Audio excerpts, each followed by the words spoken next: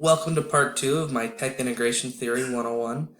This one is based on the SAMR model, which is exclusively a technology theory, unlike web depth of knowledge, but is immensely helpful when thinking about how you're going to integrate technology into the classroom. So the SAMR model is based on 4 different levels.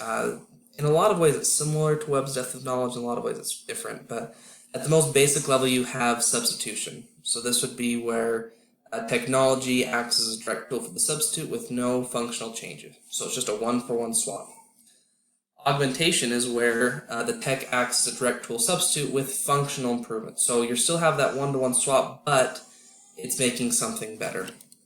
And then the third one is modification. That the tech allows for significant task redesign. So all of a sudden the task is beginning to change based on the technology that you've included. And the top one is redefinition, that the technology allows for the creation of new tasks that wouldn't be possible without the integration of technology. And so rather than thinking of it as 4 different categories, sometimes it's not as clear cut as this, but I like to think of it as a spectrum. That on the low end of the spectrum here you have enhancement, where you're just using technology to make it a little bit better. And then at the top end of the spectrum you have transformation, which is where you're using the technology to completely metamorphosize it into something completely new.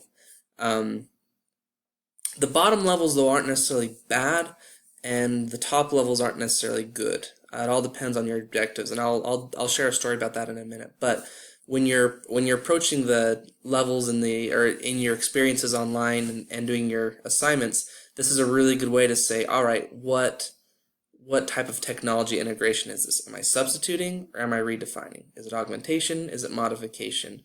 And that helps you analyze how effective it is and also if it's meeting its actual purpose. So here's an example of substitution in the SAMR model would be typing a story instead of handwriting it. It's a one-for-one swap, no real functional difference. Augmentation could be submitting a story in Utah Compose, which is it's a program that all public education students have here in Utah. They type it in and it spits them back a score, and it gives them area feedback, and it also gives the teacher data. So it's still that one-for-one swap. They're still typing it, but it's improved things a little bit because they're getting some sort of feedback, and me as a teacher, I'm getting data. They don't have to wait 2 weeks for me to grade their papers, that sort of thing. The third level would be modification, which is where I could have multiple students collaborate on a single story using Google Docs. So the Google document, the sharing features is now changing this story in a way that wasn't possible before by just typing it or submitting it. And then with this one, redefinition could be something like publishing the story in an online platform like Storybird, where you can include graphic illustrations, and there's a community where people can comment on your story and give that sort of feedback on the authoring of it. And that sort of thing is inconceivable without the without that sort of technology being implemented. So SAMR really serves as a great framework to think about tech integration.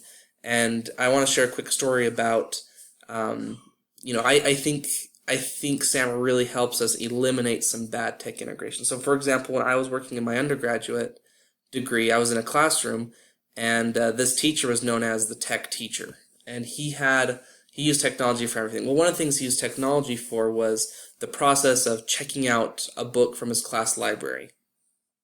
And he had this whole thing where they had to use the iPad, and they'd scan it, and they'd have to scroll and choose their name. And for little 4th graders, this whole process took 3 or 4 minutes, and there could be a line sometimes, and usually I would just end up and help them do it anyway, and it was really kind of frustrating where there was no functional change. It didn't improve anything. He just was using the technology to use the technology, and a paper and pencil would have been much, much more simple.